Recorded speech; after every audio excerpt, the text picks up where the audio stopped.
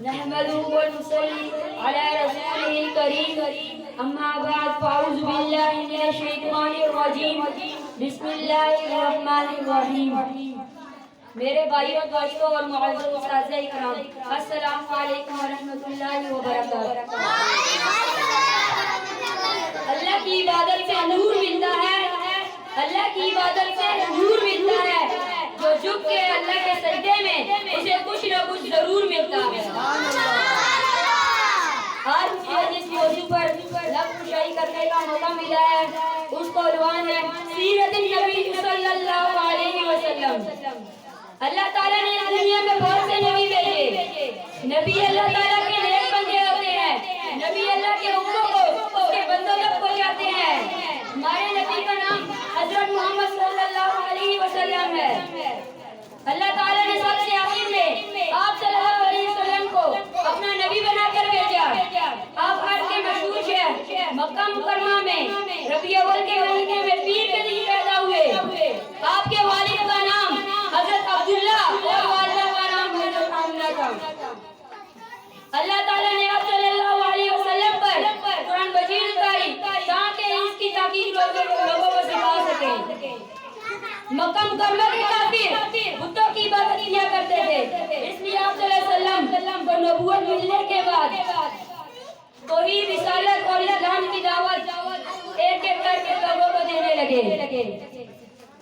مردوں میں سب سے پہلے حضرت ابو بکر صدیق رضی اللہ تعالیٰ عنہ نے اسلام قبول کیا. عورتوں میں سب سے پہلے حضرت خدیجہ رضی اللہ تعالیٰ عنہ نے اسلام قبول کیا اور بچوں میں سب سے پہلے حضرت علی رضی اللہ تعالیٰ عنہ نے اسلام قبول کیا. آپ صلی اللہ علیہ وسلم 3 سال تک چھپ چھپ کر لوگوں کو اسلام کی دعوت دیتے تھے. 3 سال کے بعد 40 لوگوں نے اسلام قبول کیا. اس کے بعد اللہ تعالیٰ کا حکم ہوا کہ اب کھلا عام اسلام کی دعوت دی جائے. آپ صلی اللہ علیہ وسلم مکہ مکرمہ کے قریب پہاڑ صفا پر چڑھ کے قریش کے تمام قبیلوں کو آواز دی اور اللہ تعالیٰ کا پیغام سنایا. اے لوگو، کلمہ لا الہ پڑھ لو، کامیاب ہو جاؤ گے.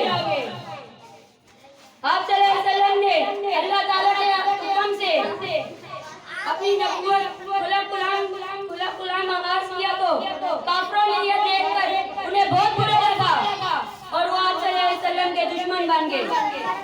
پھر ایک دن سب کافر اکٹھے ہوئے اور آپ صلی اللہ علیہ وسلم کے چچا حضرت ابو طالب کے پاس گئے اور ان سے آپ صلی اللہ علیہ وسلم کی شکایت کر دی.